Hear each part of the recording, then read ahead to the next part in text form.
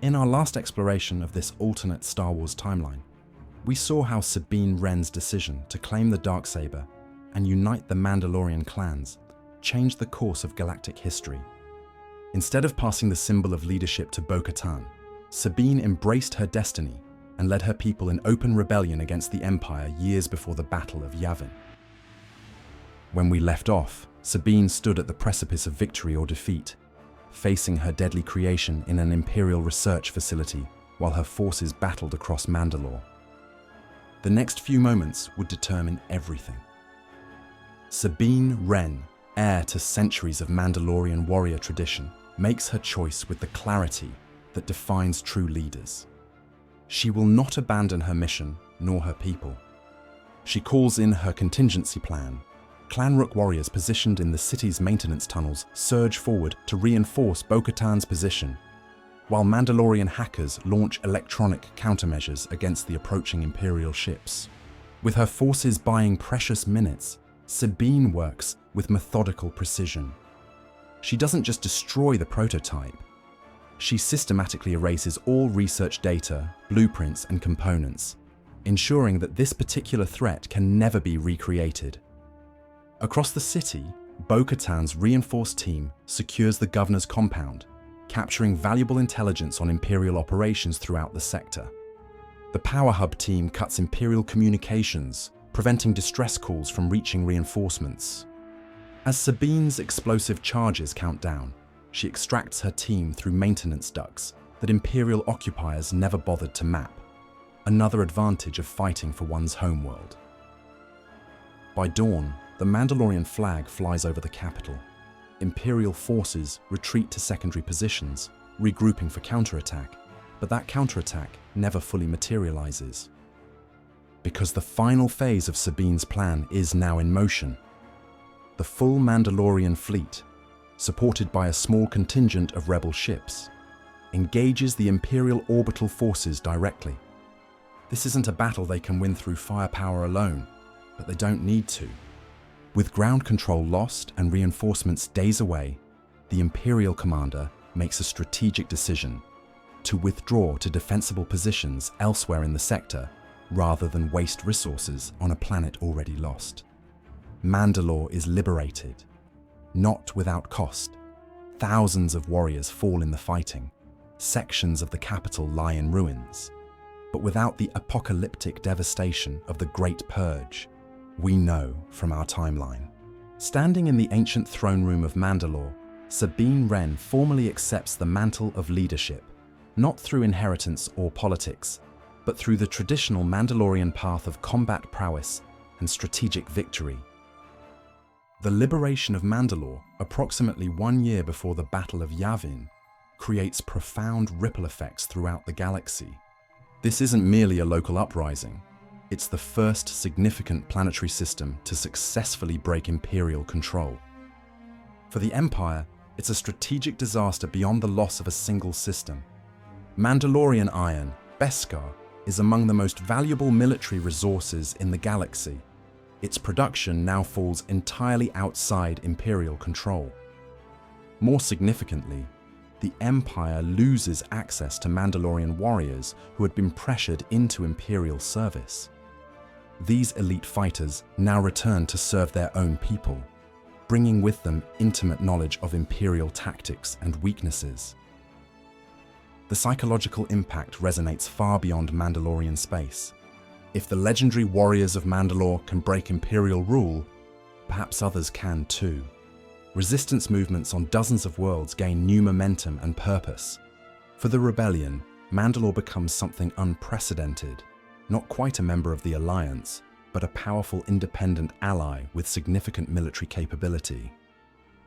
Supply lines that would have been vulnerable to Imperial interdiction can now be routed through protected Mandalorian space. This changes the strategic calculation for the fledgling rebellion. Rather than operating exclusively from hidden bases, they now have access to the infrastructure of an established governmental system.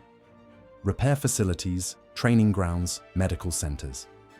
When Emperor Palpatine dissolves the Imperial Senate shortly before the Battle of Yavin, the rebellion in our timeline lost its last vestige of political legitimacy.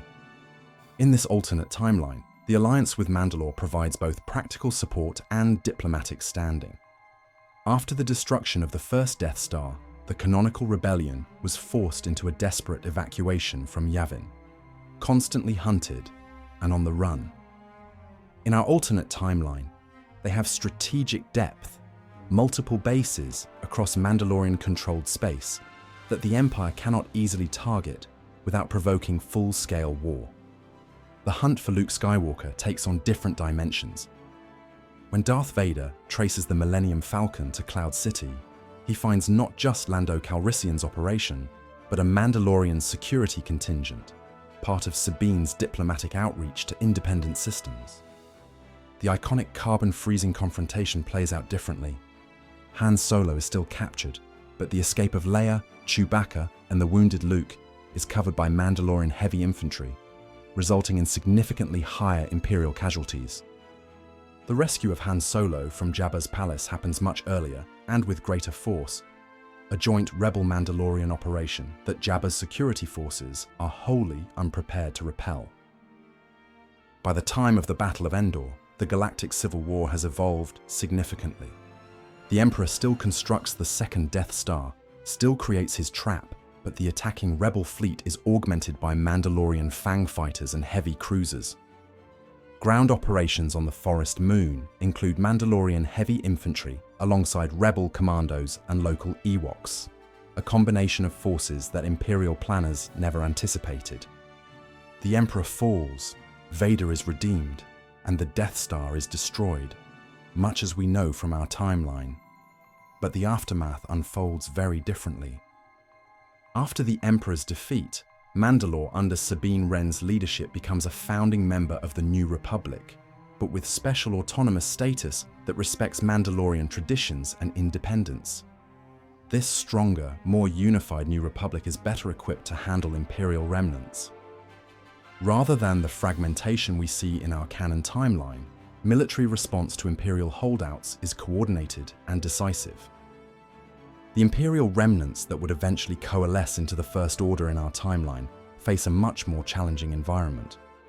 Mandalorian intelligence networks, operating in the Outer Rim, where the New Republic presence is otherwise limited, identify and target Imperial operations before they can gain significant traction.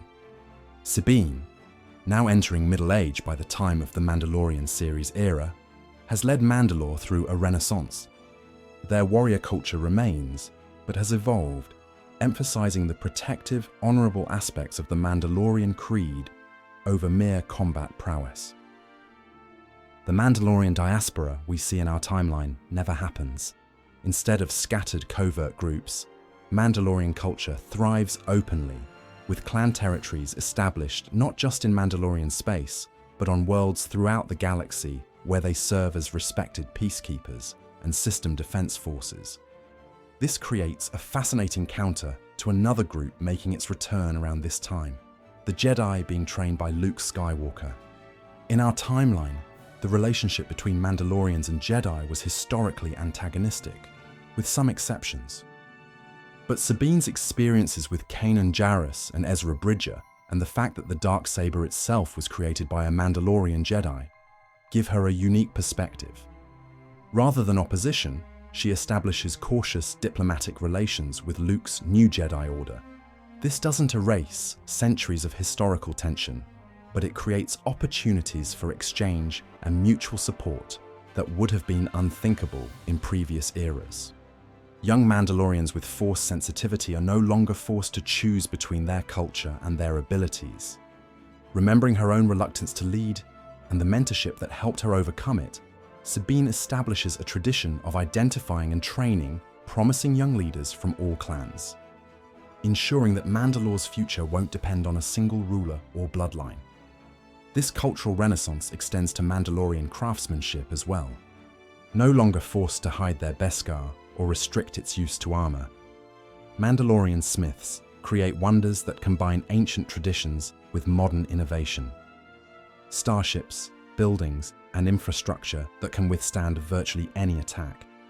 By the time period corresponding to the Mandalorian series, Mandalore stands as one of the New Republic's strongest member worlds while maintaining its distinctive culture and traditions. Its warriors are sought after as elite peacekeepers for situations too delicate or dangerous for conventional forces.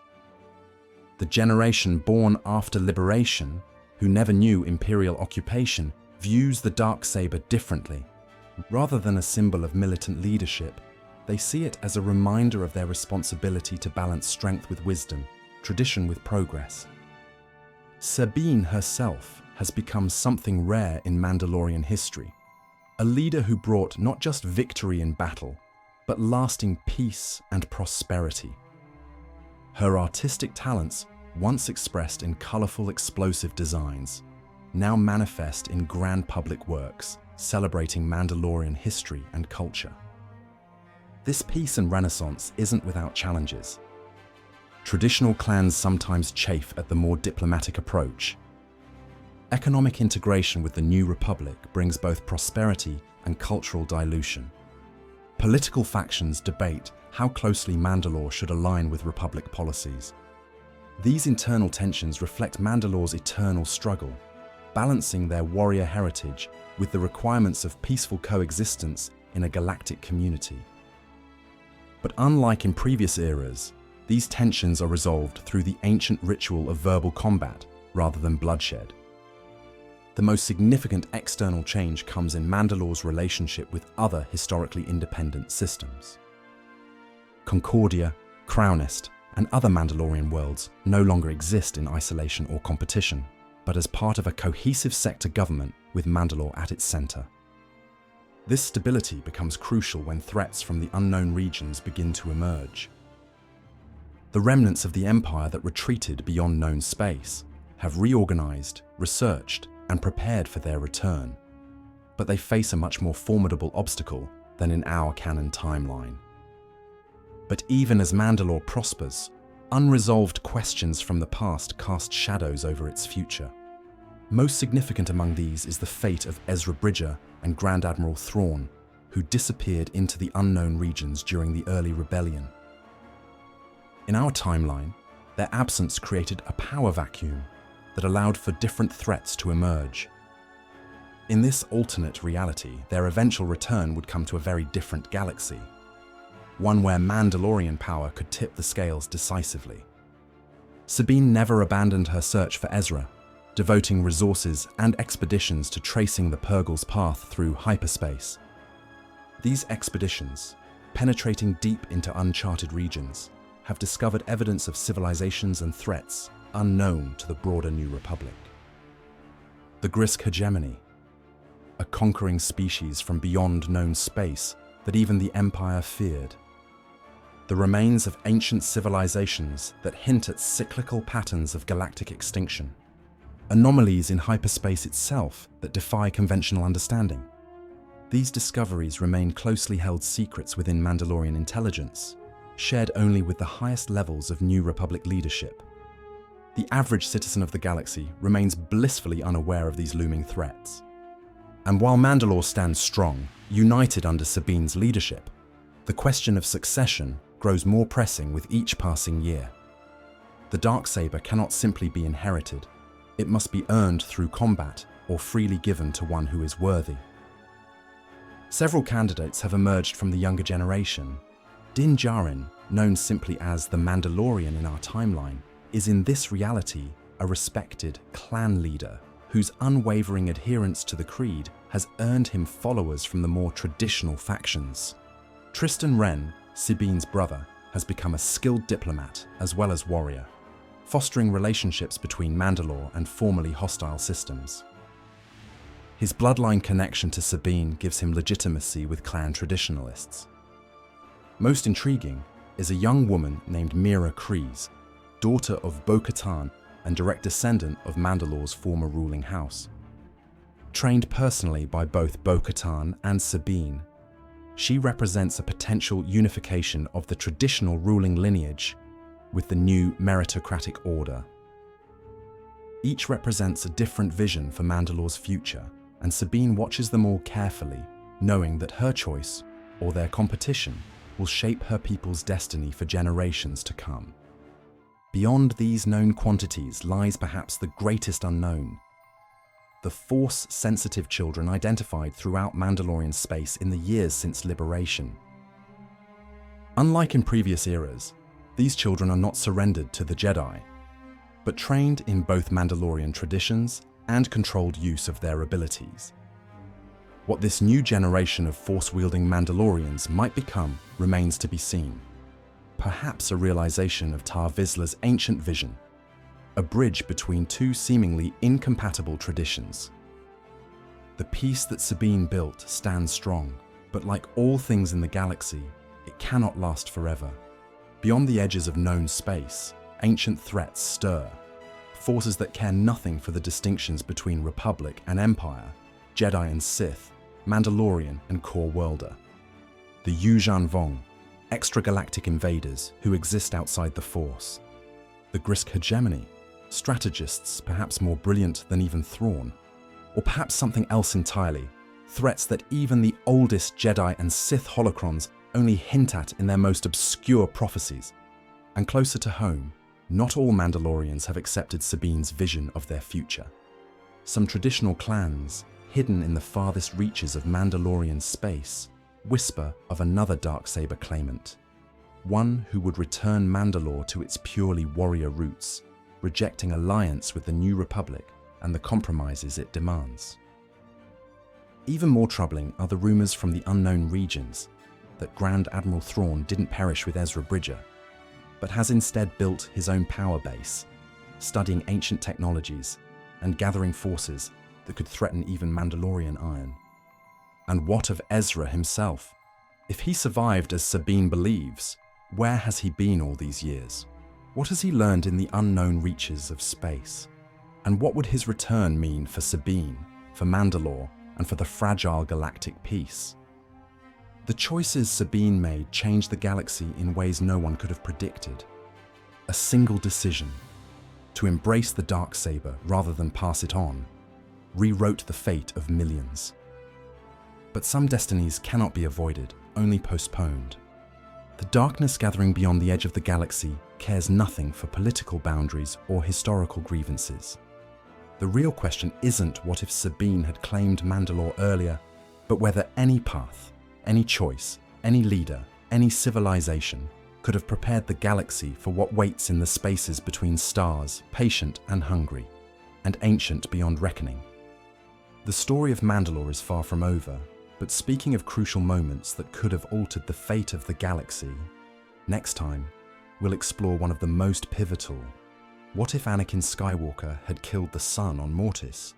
When the Chosen One confronted the physical embodiment of the dark side of the Force, the entire balance of the galaxy hung in the balance. One different choice there could have prevented the rise of Darth Vader entirely. If you've enjoyed this journey through an alternate Star Wars timeline, there are more untold stories waiting to be discovered. Join our growing community of Star Wars enthusiasts who believe in exploring these what-if moments that could have changed the galaxy far, far away. Make sure to hit that subscribe button and activate notifications to catch our next alternative Star Wars story. Each tale offers a new perspective on the characters we love and the choices that define them. Remember to share your thoughts in the comments below. What other pivotal moments in the Star Wars saga would you like to see explored differently? Your ideas might inspire our next adventure. May the Force be with you, always.